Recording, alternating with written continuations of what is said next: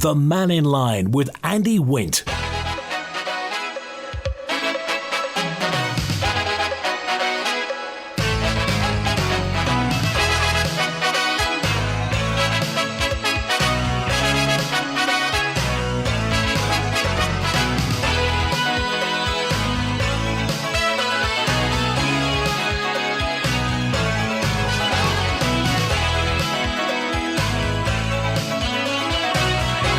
Faster my good afternoon. Welcome to Mannin Line on Manx Radio.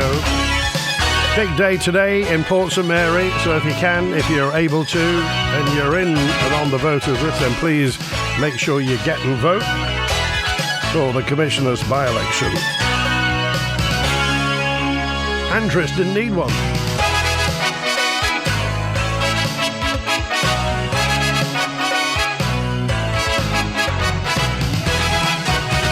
Open line today, anything on your mind, text, email, call and WhatsApp. Yes, Ramsey commissioners have agreed to reinstate the raft for the summer season, and also in Ramsey there's going to be there wasn't discussion about the Northern Civic Amenity site, but Ramsey did reject a proposal to have a modest recycling area as part of a planning application at Clackbane Drive. The developer had put the proposal forward. The recycling area would have been 14.5 square metres surrounded by a fence, but the commissioners agreed to support the construction of a path and picnic benches, but will lodge an objection to the hard standing area. Still that issue of dog mess as well. Lamara Crane in Ramsey's dog mess proposal was recirculated with information about where the worst fouling areas are and a list of actions that other local authorities had taken. Which promptly, and I'm sorry if you happen to be munching a chicken sandwich, but there seems to be an outbreak of dog fouling in Peel, or an outbreak of people not bothering to clear up as well. The reports are. And heaven knows why anybody would do it. I suppose you can't really have a conversation with somebody who allows this to happen. I don't quite know whether they've realised that you are supposed to clear up after your dog. But at this time of the year, I say it's getting dark at 9 o'clock at night. Lots of people are out and about. And really, what do people think if they don't clear up after their dog? But what do you do? Reaction yesterday, I was talking about famous people on the Isle of Man, and many, many famous people there have gone to positions all around the world, but emanate from the Isle of Man. I was talking about Donald Tier yesterday, the Home Office pathologist in the UK, president of the Royal Pharmaceutical Society. And Sammy reckons he may have attended Tynwald Day in 1977. He died in 1979, but a very famous, world-renowned pathologist who was born in the Isle of Man and died in 1979. Just some people that you may not know about. And you go around many other places and there are blue plaques everywhere. We don't seem to be bubbling over with blue plaques, although I'll come to Archibald Knox in a bit. And Marcia said, what about Nellie Brennan, who nursed cholera patients but didn't catch it? Tell me more about Nellie Brennan, would you? Also, of course, lots of famous pop stars have lived here. Once upon John Coughlin of Status Quo lived. We had a lot. Well, I don't think they were here for that long, but lots of Go West were in Port Erin. Do you remember the pop studio? They used to be in Port Erin as well. George MacDonald Fraser says John, of course, the Flashman books author, lived on Baldrine Hill. And Bill Norton, the guy who wrote the book Alfie, Bill Norton, very renowned playwright as well, says JT. Bill Norton lived on the Isle of Man. I just wonder whether you think it's something we should do and be a bit more proud of famous people. And crikey, what about Quilliam? Captain John Quilliam, is there still something to and Paul Q said, don't forget also Joseph Pilates was interned here, and possibly may have developed that form of exercise while in the internment camp. So maybe we should have something more about Pilates, and just make sure that when people do come here for the first time, or perhaps for the only time, perhaps if they're on a cruise, to know that the Isle of Man has always battered above average where this is concerned. I put a new central heating system in Rick Wakeman's house. Belly the plumber said, who do you want the plaque for, Belly? Is it you or for Rick Wakeman? Of course, long-time Manx resident as well. Manny Charlton from Nazareth lived in West Baldwin in the 90s, says Peter. The nuisance site has planning permission in place already. Why don't they just carry on with the development instead of passing the hot potato on, says 148. Well, the owner of nuisance contacted Mannin Line yesterday and said, now remember the nuisance site is in two bits. There's the bit, the really, really old bit that's got the preservation order on it, and that's what they're not allowed to develop. But I think they own the other two buildings next to it, and they're wanting to develop the whole thing. And they've offered the contentious bit back to the government. Simply, the government, you can have it free of charge, FOC, if you want to do something with it. So maybe the government will pick that up, take the owners of nuisance at their word, and hand it over maybe to some conservation group who want to do something with the nuisance site, as the owners really aren't allowed to. Howard's on now. Hi, Howard. Hi, Andy. No, just listen to what you're talking about, the plaques, etc. Several that will and are, myself included, missed. There's one down where you go into the car park at the back of the, well, now defunct Quarterbridge pub, and probably somebody will come on and say it's wrong, but I think that one's connected with Gordon Bennett. The Gordon Bennett speed trials. That's the one. There's a small plaque there on the right-hand pillar as you go into that car park on the NSC side. Also, there's one on Westbourne. Is it Westbourne Drive? We come down through from past the Wessex garage down onto the Quarterbridge Road. Oh, Alexander Drive, yeah. Alexander Drive. Yeah. The old brain is season up. There's one there on a house as you would be going up. It's the large house on your left-hand side. Yeah. There's one there for a while. And that was connected with the start of the TT. There was one also just about 200 yards after Selborne Drive. And these are all small plaques denoting different activities and different people who are connected with the TT. There's one there for many, many years. Actually, Mike Percival used to live in that house. Used to be with Manx Radio many, many years ago. And but also, and something I was looking at, I've asked several times on your programme about the trees down at Portashee. Yes, you mentioned this. Spring is coming now. The trees are starting to come back to life, but there's been nothing done about the weed trees underneath them. And they have their own plaque, as we've said, at the Quarterbridge end, and they were put there for the commemorate the celebration of King George VI, was it? Yeah. Yeah, but something, I mean, so we think, you reckon these weed trees need to be weeded out? Yes, essentially. They have been once before, but these are very much like a sycamore. They are quite literally a weed tree, although under normal circumstances they could be left to grow, but those trees there in Portashee Meadow, the lime trees, they are there for a particular reason and a celebration, and these trees are going to grow off through them and destroy the shape of them, which would be a crying shame because they are beautiful trees. And that's down to the Kirby Estates as they are. And the Kirby Estates, I mean, who owns that site now? I think it's all part of the Kirby Estates, the Portashee Meadow, all the way around there. Yeah. The Kirby Estates with a vast estate all the way out to West Baldwin. And I think you were saying, obviously, if these weed trees are allowed to proliferate and to thrive, it's going to basically harm that fine line of trees, that avenue of trees. Well, that's a racing certainty, because these weed trees, as I say, they're only nature's way of seeding themselves. It's nothing that they've put in, anything like that. But they do need clearing out. And you don't have to do it, and just cut them down. And a day and a half's work will cut them all down and save the shape of those lime trees, which are, as you just remarked, a beautiful line of trees. And it'd be a crying shame to see them spoilt. Just because these things, these trees, these weed trees, they'll go up to 4 or 5 feet in a season. And they are very, very aggressive. Yeah.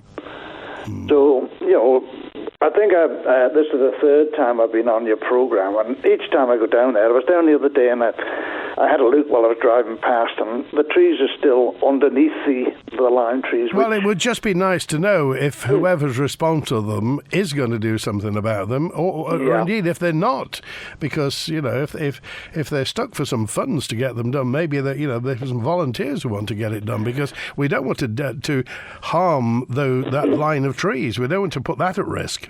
Well, they must be 90 years old now, the lime tree, and they were there and we had one of your listeners come on and said his sister from Braddon School planted one of them, so they're not just things that have been stuck there, they're there for a particular reason. And the hue and cry when that little chunk was knocked out of the oak tree when they were down there doing the Braddon Bridge, people are interested in it. It's just the people that own the land don't. And for that line of trees, and then you'll never get it back again because they've been growing, and the whole base of the tree itself just sweeps down into the field. Can you imagine if nothing is done and suddenly somebody finds out that the trees are at risk? Can you imagine the outcry that there would be for that? Well, I'd say last year when I mentioned this, and in between times and this morning, there's been no hue and outcry because the people that own the land, and it's all part of the rugby fields down there. The company that owns it or the estate that owns it don't seem to be particularly bothered. So it's the people of the island who should be up in arms about this and bring these people to heel. And it's not a major job. It's something that can be done quite easily. Okay. All right. Appreciate that, Howard. Thanks for calling today. Good to hear from you. Bye now. All right, it's 19 minutes past 12. And by the way, I think there should be a plaque to Mike Percival. That's what we need to do. That's today's job. But where would you put it, Mike? Would it be Colby these days or up on Quarterbridge Road? Quite a few notes in this morning just say, what's this about these medical records that have gone AWOL? Manx Care has written to 160 patients after medical records were found in an ex-Manx Care employee's home. The records in question relate to patients seen between 2000 and 2014. They were found in a former employee's home in September last year. The incident was investigated by the Care Quality and Safety Lead for Community and Primary Care, as well as its information governance team. Details of the breach, along with findings of the investigation, were shared with the Isle of Man Information Commissioner's Office to ensure compliance with the Data Protection Act 2014. The ICO, the Information Commissioner's Office, says it's content with the manner in which Manx Care reported and responded to the situation and closed its investigation in November of last year. Now, Manx Care says it's apologised to those affected, so 160 patients should have had letters about this. Manx Care have said they're sorry and has reassured the patients that an investigation has happened into how the data breach occurred. It said it's ensured the current safeguards have been further strengthened to avoid an incident like this happening again.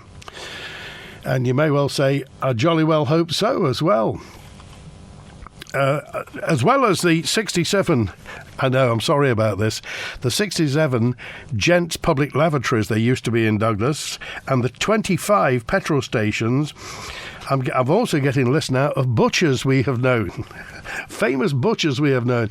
You don't catch many butchers these days, do you? But apparently the number of butchers in and around Douglas, thank you, David, I appreciate that. Thanks also to everybody who was talking about the pubs yesterday. And thank you to Bonzo. Interesting listen. Thanks for tuning in for Bonzo yesterday. We were talking about hospitality and what have you. Apparently, the inventor of the crossword puzzle is buried in Douglas Cemetery. If you go through the gates, he's 5 down, 6 across. I know. Thank you, 797. I was waiting when somebody would actually come to that. Thanks also to everybody telling me about Joseph Pilates. and also to the many pop groups who used to be here once upon a time. We'll get to those, but this is a serious point, really, of having blue plaques for people who live here, but people who just come for the first time and don't know much about the Isle of Man, to suddenly put it on, and it will kind of fix it in people's memory.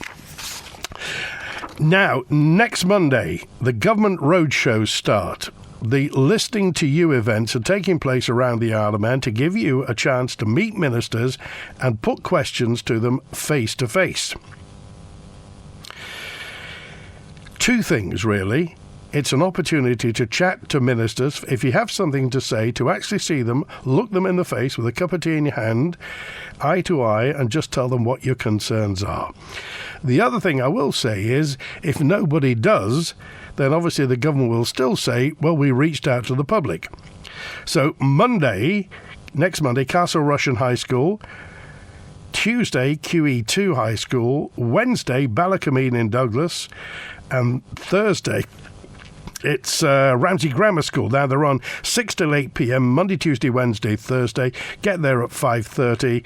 You can book beforehand if you want to on Eventbrite, but I'm guessing it's not going to be sold out, so you can go along there. Tea and coffee, and you can meet the ministers. This morning, Treasury Minister Alex Allinson was in Manx Radio, and we just asked him, really, if they've had much interest so far, and also what's going to be happening. We've had some good initial bookings. You can go on Eventbrite and book in advance. You don't have to. You can turn up to the venues and register on the day. But we've had some initial interest. Again, it's Monday, Tuesday, Wednesday and Thursday evenings next week. It's a way that government can actually get out, reconnect with the people, listen, but also really hear people's views, make sure our priorities resonate with them, and actually explain what we've done so far and what we're going to be doing for the rest of this administration. Now, Minister, many people have claimed a lot of dissatisfaction with this government over the last 2.5 years. So when you take questions from those who come along, are you and your colleagues ready for a potentially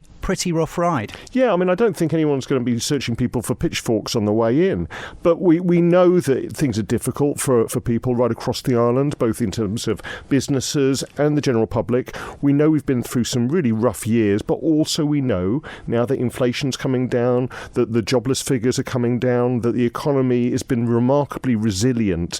And what government needs to do is actually invest in the island, make sure that resilience continues, but also make sure that people actually see the benefits of the policies we've been putting into place over the last 2.5 years. In a recent interview, the Chief Minister told Manx Radio government needs to reconnect with the Manx public and listen more. So is this just lip service, a bit of a PR exercise, or will COMIN genuinely listen to the points put forward by the audience? And actually, just as crucially, will you act on some of the feedback? Absolutely. And again, I think we need to remember that on the Isle of Man, politicians are probably the most approachable anywhere else in the world. You can bump into your ministers in the supermarket, you can phone them up, you can email them, you can access them on Facebook. We're always coming onto the Mannin Line. We have that immediacy because we are members of the community we serve. So we are listening, but more than that, we've got to hear. We've got to make sure that we're hearing people. There are lots of different views on the island, though.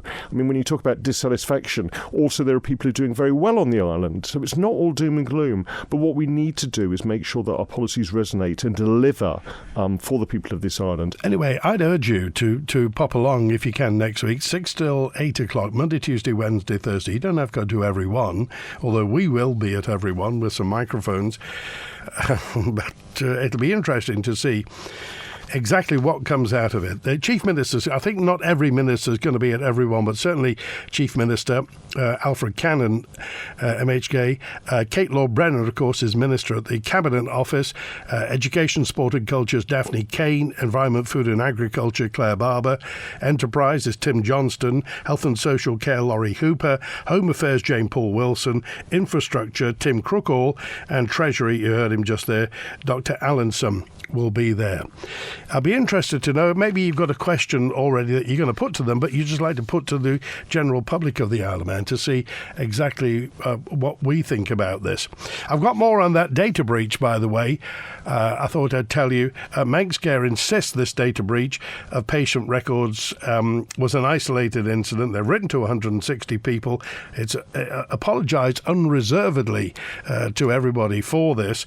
This is Chief Executive Teresa Cope talking about the breach. So there was a huge volume of information, huge numbers of sort of files and individual pieces of information, and they've all been processed to be able to allow us to identify who those individuals are and check them back against records. Some of those records were sort of affected by water damage, and some of them were not able to identify who they linked back to. So there has been a very extensive investigation taking a number of months, and hence that's why we'll be writing to the 160 individuals who have been identified. The investigation identified that all of the right policies and procedures existed at the time. It is not unusual for staff members to take records to work on at home. There are some clear policy frameworks, around that. But obviously what should happen is those records should be returned to our medical records store. And obviously that hadn't happened. Obviously we're talking about a long, long time ago. We're talking about between 2000 and 2014. So some of those records are 24 years old. And since that time, policies and procedures have been tightened up. I think it's just that constant reminder to all of our staff, their responsibilities around management of patient data. It's imperative on us all to make sure that we have undertaken the right training and information governance, and we follow all the policies and procedures. I would like to, on behalf of Manx Care and the Department of Health and Social Care, offer an unreserved apology to all the individuals who have been affected by this data breach. We have thoroughly investigated it. We have looked at the learning and are committed to informing individuals that have been involved in this unfortunate incident. Well, this is Chief Exec of Manx Care, Teresa Cope, talking about this shocking data breach. 160 patients have been written to after medical records were found in an ex-Manx Care's employee's home. Kay said, well, what's all this about people's medical information being found? Has this been taken, as patients' identification being used and possibly used to defraud or use that information? We don't know, Kay. At the moment, we just don't know. We just know what you've heard from Teresa Cope. We know what we've heard from Manx Care. And the breach concerns patients who were seen between 2000 and 2014. No doubt if you're involved, you will have had a letter. Thanks to WhatsApper 145, an ex-work colleague of mine was friends with Rick Wakeman's son, Oscar. They were at Rick's house playing a game when in walked David Bowie, who was on the Isle of Man, filming at the time. He just said, "All right, lads." There we are. And thanks also to WhatsApper 202. I mentioned yesterday that if you're in Victoria Street in Douglas, where what's now Starbucks, used to be years ago, was Burton's the Tailors. There is a stone there that says this stone was laid by Raymond Montague Burton in 1929. It's a piece of history, and obviously Montague Burton was the man who gave us the full Monty. That was what the full Monty was. It was a full suit that you bought. Montague Burton, the full Monty, and it's there, and it's in. And most people, I would guarantee 99% of people won't do it, but I do hope you'll take a look. And by the way, if you are looking at it, please stop. Don't walk into anybody else. I've taken to spray painting dog poo around Ballakilya Park, around where Southern Nomads play. There's so much it tells you to keep your dog on a lead and stay off the playing fields, but still people throw balls across the pitches. Dog muck has stopped play and training, and the youngest group is 4 years old. Who would do that? Who would let the dog foul a playing field or a playing area? Why would you let that? Why would you let your dog do that? It's not the dog's fault, of course, but why would you not attempt to clean up afterwards? Idolitis, What is it? I can't think why you'd do that, but thank you for that, and I do hope that isn't prevalent on any other playing fields. Charles Dickens' father lived here for a while. He had a music shop in Athol Street in Douglas, I believe, says 601. And don't forget the Manx missile, the golden phone box as well. But you wouldn't know, would you? You wouldn't know what the golden phone box was for unless you knew. And there's no...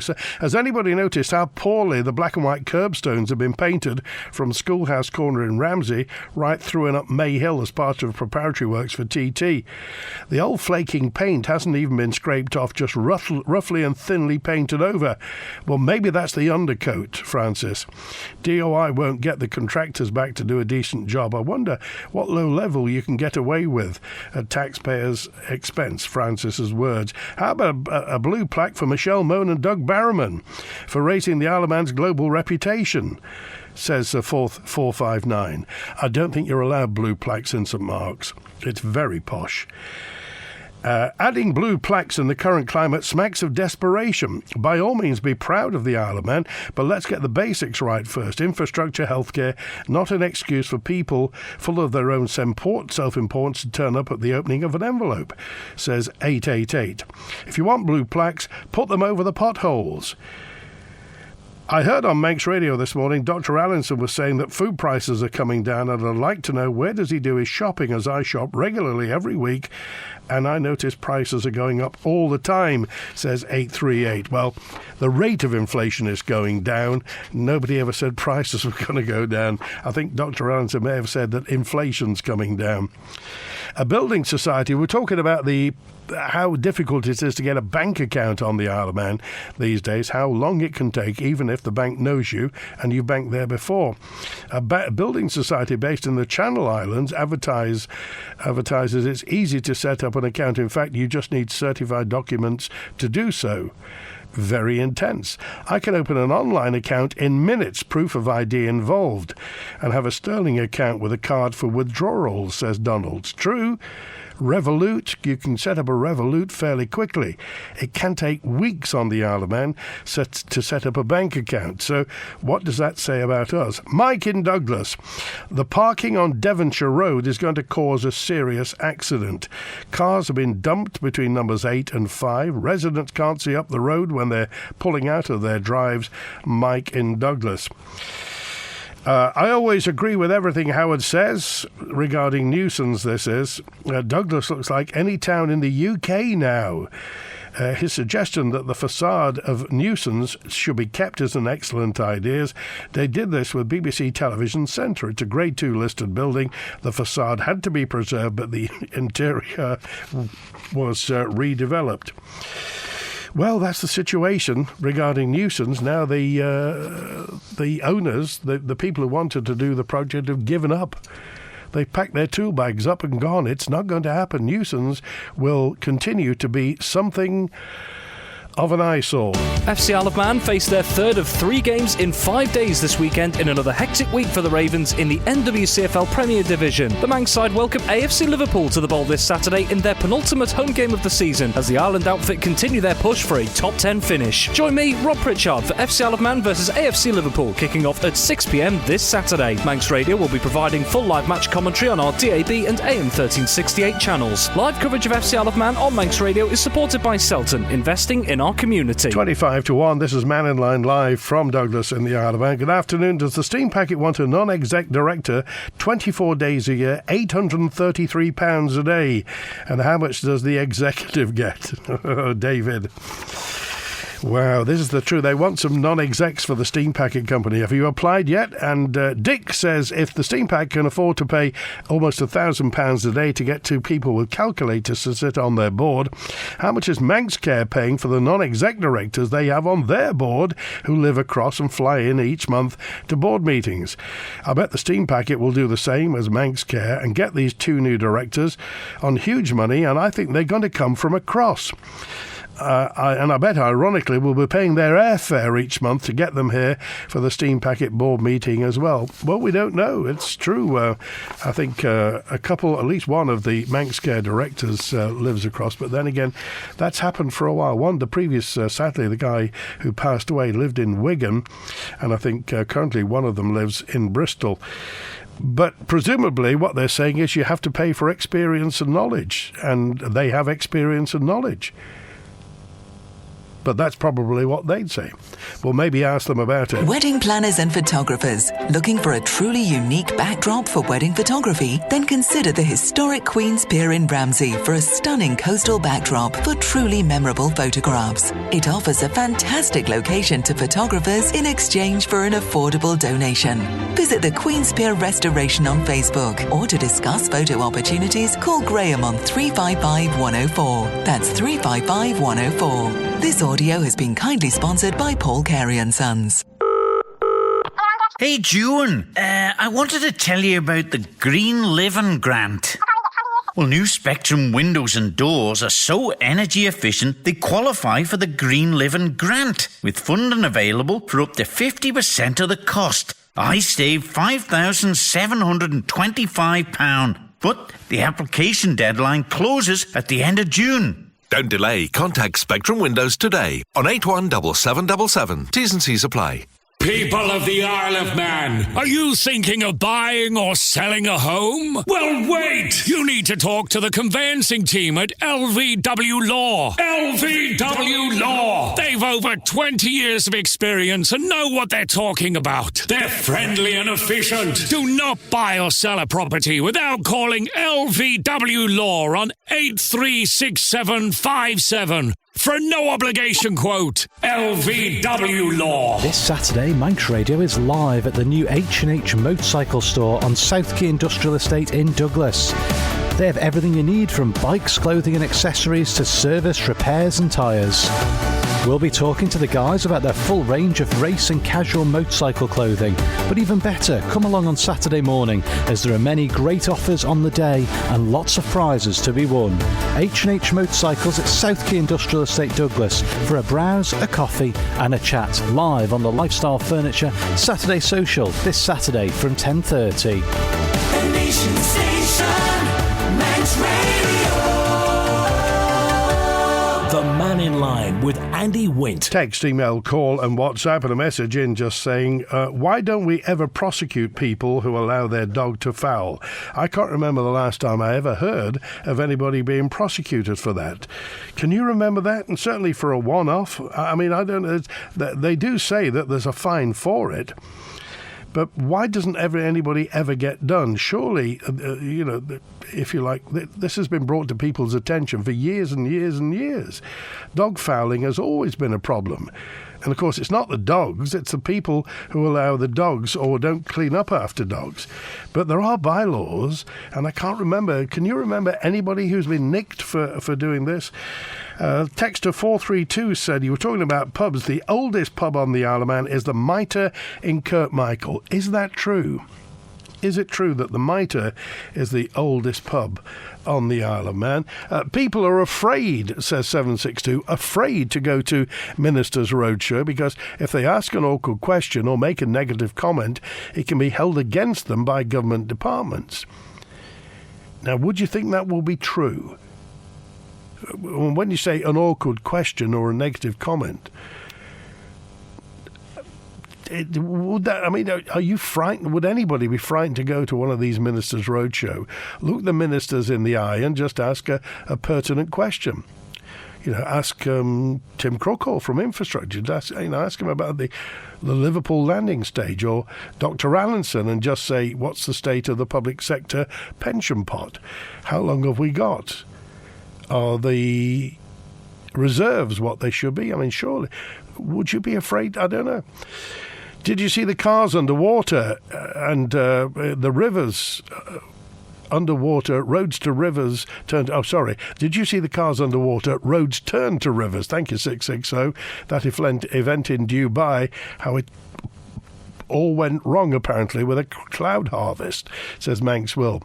Well, they say there were some flights. Apparently they seeded the clouds over Dubai, and it all went they had a year's rain in a couple of hours, so it all got very wet out there.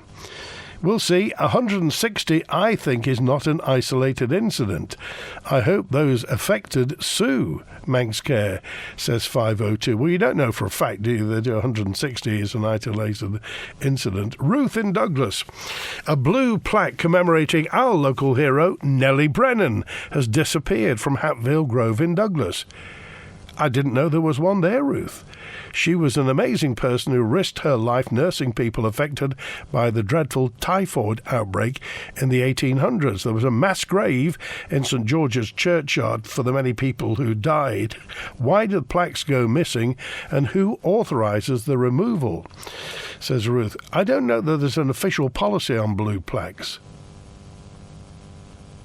But it would be interesting to know if anybody took it or anybody's actually got it, Ruth.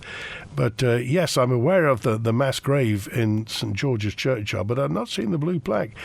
That's an expensive investigation. Who's paying for that, says Tom. This is the Manx Care investigation onto the missing documents.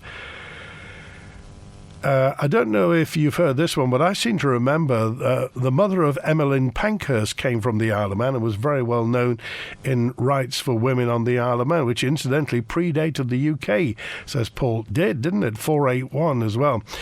So, says 572, staff can take medical records home to work on them, and Teresa Cope said it's okay as long as they bring them back. Who else in the household could see those records, and what's to stop anyone copying records and returning the originals? I think, didn't she say there are protocols around it? And, well, I just wonder what your thoughts are with this, 572. The painting on the curbs at Greba Castle has run down into the road as the guys were painting them in the rain, says Peter. Not long to go for TT. Most Sunday lunchtimes when he was here, Morris Gibb could be found in the corner by the front door of the Liverpool Arms. So that must be worth a blue plaque, says Rich. You'd have to open the Liverpool Arms to do it, though, wouldn't you? Where did Morris live? Was it somewhere by Upper Dukes Road at one time? I still haven't had anything further. A couple of people asked me about the 20,000 cash limit that you can deposit in Barclays Bank. This is something proposed in the UK, and we're trying to find out whether that's going to happen in the Isle of Man. So if you have a cash-rich business, if you trade with the public and take cash, Barclays now... It will be interesting to see where it goes. Lots of conspiracy people have been in touch with me just to say this is them wanting the end of a cash society. They want a cashless society, and we'll just have to go along with it in the end. They've only just finished the walkway on Strand Street. Now, says 109, 2 guys with a jackhammer are digging it up today. We'll wait and see if it's refilled with tarmac, says 109. Busy on messages today. Children play on the beach all year round digging in the sand, yet dogs roam and leave their mess, like in Murrock Park. They should be banned and not despoil the new beach machine, says John. It is always the minority, and usually a tiny minority, that spoil it for everybody. Wouldn't it be a dreadful situation if you had to ban dogs from the beach? Dogs love legging it up and down our beaches, and because a few people can't be bothered to move the mess, that may be the same everywhere. But quite what you do, it's akin to trying to stop people littering. I have to just let you into a small secret here. At the top of Manx Radio here on Douglas Head, we got a couple of car parks, and the top one's very nice for viewing. So we often get tourists and people coming up and sitting in the top when nobody's at the radio station, sitting there and also exercising their dogs on Douglas Head as you go up towards Cornane, the big television transmitter there. So we see people walking, and I happened to be leaving the radio station one night earlier on this week at about 8 o'clock.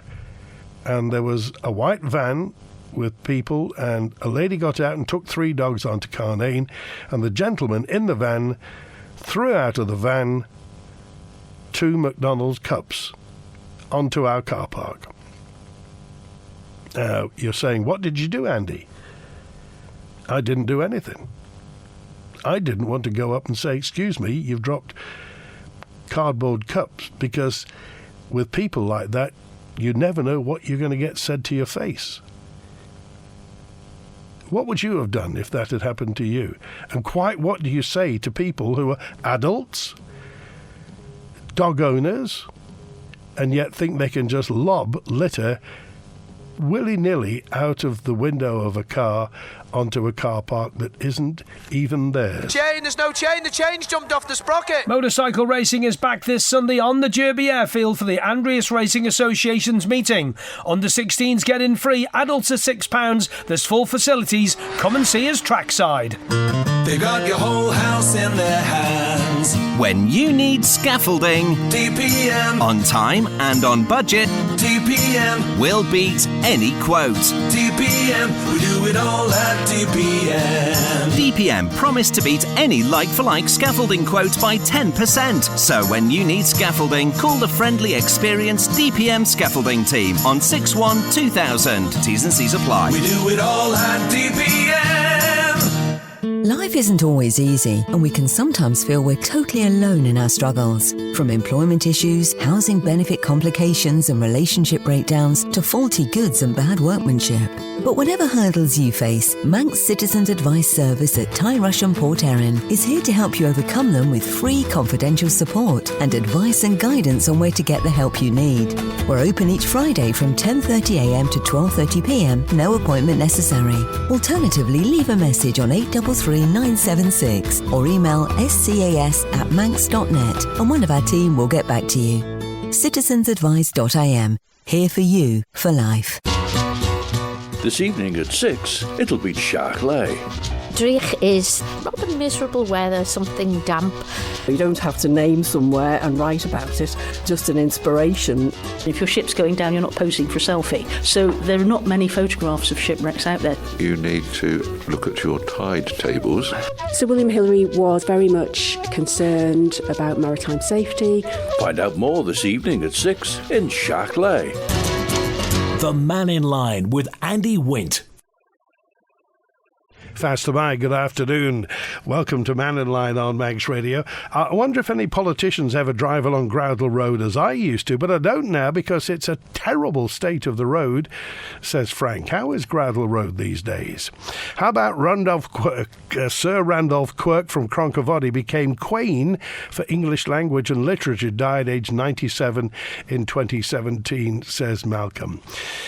I read with interest on your website the story that inflation has fallen again. Just wonder why petrol stations across the Isle of Man continue to increase petrol prices. I can only imagine the price of petrol will continue to rise with the TT on its way. When's the OFT going to investigate petrol stations?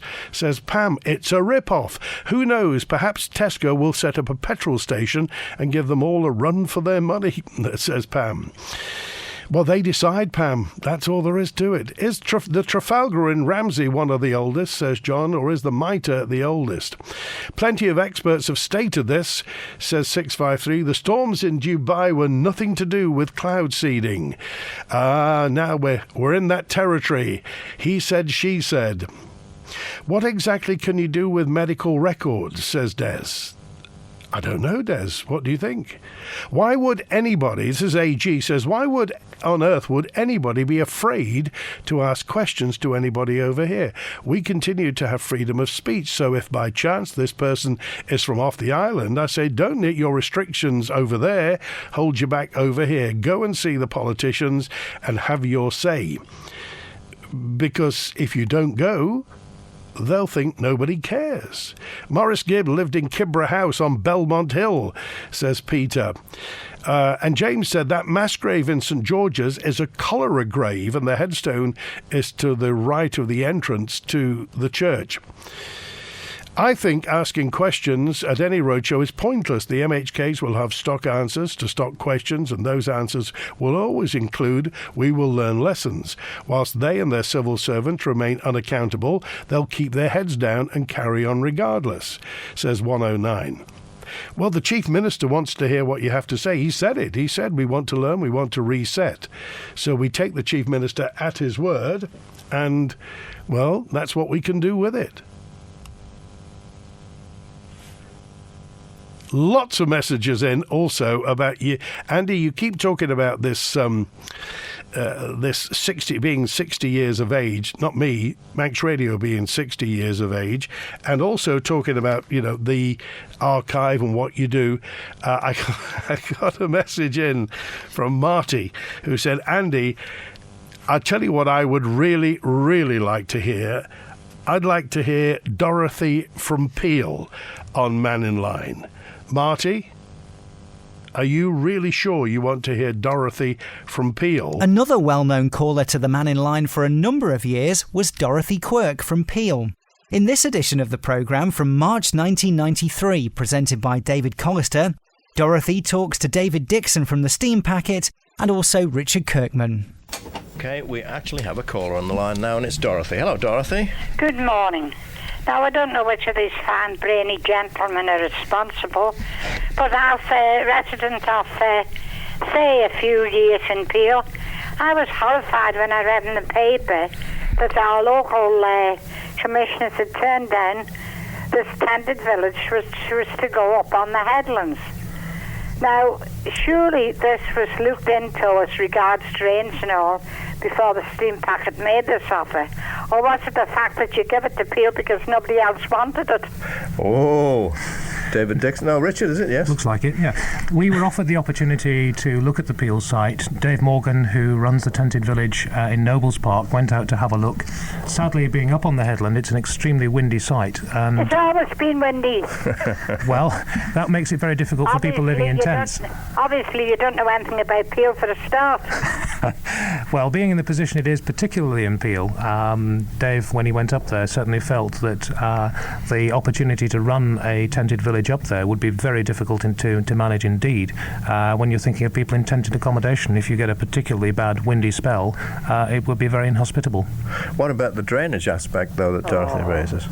Well, certainly, as in Nobles Park, there's an extensive amount of work and financial investment required to put drains and services in to make it a competent campsite, and the timescale available is quite short. So Peel is now completely out of the question, is it? Peel is out of the question, yes. Peel's out of the question, Dorothy. Hold on a minute, yes. Well, knowing the town commissioners, that's possible anyway. But then again, there was a tented village, the boys at Ballarloch. Now, I don't know the Quayle family, only by sight. They cleared their site for the tented village and they were turned down. What happened there? Is it because it was too far out of Douglas? Well, now, wait a minute. Which one is this? Glenloch? Glenloch. Glenloch, right. Has Glenloch been investigated? I don't think Dave's been out there, but I wouldn't know why he would have turned. I mean, they do take holidaymakers anyway, so it may be not available. So, but David, they're talking about the drainage. They had a golf course, putting course up there. There was a hut's been up there for years, serving refreshments and all. So there was bound to be some drainage. Or was it, as I said before, because it was Peel and nobody could be bothered? Well, wait a minute now. Let's just clear it. Are you going to actually look for somewhere else now, or have you given up on that one? Dave is still actively looking because there's a tremendous number of people who want to come to the TT who at the moment are not able to do so. And you could ship them if we can ship them, yeah. They can be shipped. Dorothy, thank you. Oh, don't bother. Right. Now, we've got some callers waiting for us, and we'll hear from them after the break. I'm not joking. That was 31 years ago. 31 short years ago. That was the incomparable David Callister and Dorothy Quirk from Peel. And we've had lots of requests about getting former callers. And if you've got perhaps a former caller that you would like to hear again, then we'll try and trawl the archive to find more of the people who... we have characters nowadays. We have regular people who call Mannin Line. Every phone-in I've ever done over the past 45 years has had regular people to call in, and you get to know those people. And they have numbered many and varied over the years since I first started doing Mannin Line in 1998, and there she was in 1992. 3 was Dorothy Quirk. I reported McDonald's litter drop to police. I handed over the till receipt with the date and the time of purchase because it was in the bag. It should be easily detectable, but I never heard a thing anymore. And you tend to lose spirit, really, because if you find something that is litter and that is identifiable and you report it, are we entitled to think something's going to be done about this, or is it just, goes to the back of the queue? We understand the police are really busy. Is it a police matter? Is it a council matter? What's going to happen? Leave dog owners alone. What about the mess horses leave in public places? Don't see the riders getting off and cleaning it up, says Andy. Well, you never did, to that matter. And to be quite honest, horse manure smells a lot different to dog stuff, doesn't it? I did challenge somebody who dumped a McDonald's bag at the Pigeon Stream car park. It was a teenage girl in a car with an adult, and she was quite put out. I did the same at one of the reservoirs when a dog walker marched ahead of their dog, leaving it to foul the path. We have to challenge behaviour like this. Maybe I'm a coward, 475, but I really didn't feel that I wanted to challenge somebody who lobbed McDonald's drinks containers, empty ones, down onto the car park at Manx Radio. Was I a bit of a coward for doing that? Take notice, dog walkers passing Snowfell Road flats just before Williston Primary School. The grass is not a dog toilet. Tom, who cuts the grass, not the corporation, so watch out. Groudle Road, considering they spent millions on the electric railway, great, says Kelly, but the road is in an appalling state. Barry Gibb lived in Prince's Road. Oh, that one on the corner, the blue and white one, Sherdley it was called, wasn't it, on Prince's Road? It wasn't Morris, it was Barry. It's not the Groudle Road that's past Onken Golf Course. It's the King Edward Road by Groudle. So maybe we need better signs, says 134. And thank you to 505. I want Marge Jocken. Maybe we'll start a league table. You've heard Dorothy from Peel. This weekend there are a couple of political surgeries. They're both on Saturday, 10 o'clock. Onken Community Hall, the hub it is, opposite Onken School. Rob Callister, MHK. One of the two Onken MHKs is in session from 10 till 11:30.